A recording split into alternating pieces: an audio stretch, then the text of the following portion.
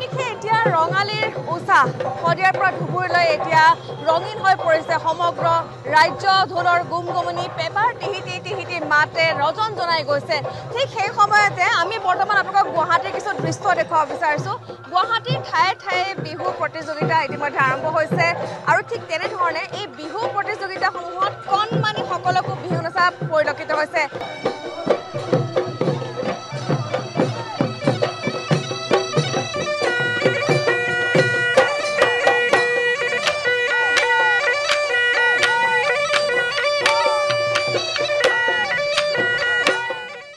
নাম জানিব বিচাৰিছো নমস্কাৰ মোৰ নাম প্ৰত্যাশী পৰাশৰ বৰা প্ৰত্যাশী আৰু তোমাৰ নাম নমস্কাৰ মোৰ নাম সঞ্জিতা ভাৰিকা কি নাম সঞ্জিতা ভাৰিকা সঞ্জিতা সঞ্জিতা কোন ক্লাছত পঢ়া তো ইয়াতে যে প্ৰতিযোগিতাত অংশগ্ৰহণ কৰিব আহিছা কি প্ৰতিযোগিতা বিহু বিহু মৌ কৰি নেকি মৌ কৰি পাহাৰৰ তুলিতে ভয়ামত হিনালে হৈ গছৰে আচ্ছা মঞ্চৰ প্ৰথমবাৰ যেতিয়া তুমি নাচিছিলা বিহু নাচিছিলা ভয় লাগিছিল নে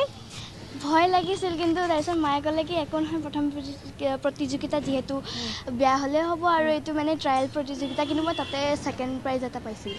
মই যদি এটা প্ৰশ্ন সোধোঁ যে এগৰাকী বিহু নাচনীয়ে কি পিন্ধা ক'ব পাৰিবা হয় কোৱাচোন কি পিন্ধে মুগাৰ ৰিহা মুগাৰ মেখেলা ৰঙা চোলা আৰু সেইখিনি পিন্ধে আৰু হাঁচতিখন লয় আৰু খোপাত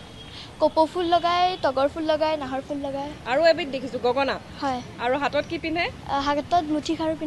পিন্ধে আচ্ছা মই এওঁলোকৰ সৈতেও কথা পাতিব বিচাৰিছোঁ বিহুৱা সকলো আছে ঢোল বজাইছে এই সৰু কণ কণ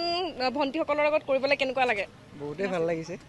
গুৱাহাটীৰ বাহিৰেও আন ক'ত যায় আপোনালোক গুৱাহাটীৰ বাহিৰত আপোনাৰ ধৰি লওক সোণাপুৰ সেইটো চাইড আৰু আপোনাৰ উত্তৰ গুৱাহাটী সেইবিলাক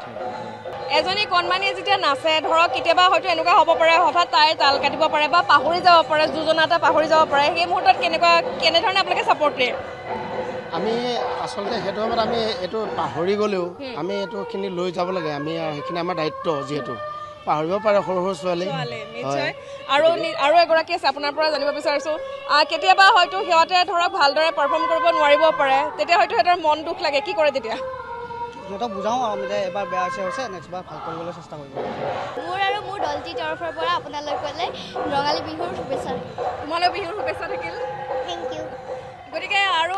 আমি এওঁলোকক শুভেচ্ছা দিছোঁ তেওঁলোকে আগবাঢ়ি যাওক কণমানিসকল আগবাঢ়ি যাওক আৰু ঠিক এনেধৰণে মহানগৰীৰ বিভিন্ন স্থানত যিসমূহ বিহু প্ৰতিযোগিতা আছে তাতে এনেধৰণৰ সৰু সৰু কণমানিসকলো এতিয়া বিহু প্ৰতিযোগিতাত অংশগ্ৰহণ কৰিছে আৰু ই নিশ্চয়কৈ আমাৰ অসমীয়া জাতিৰ বাবে এক প্ৰশংসাৰ পাত্ৰ বুলি ক'ব লাগিব বা অসমীয়া জাতিৰ বাবে এক গুৰুত্বপূৰ্ণ পদক্ষেপ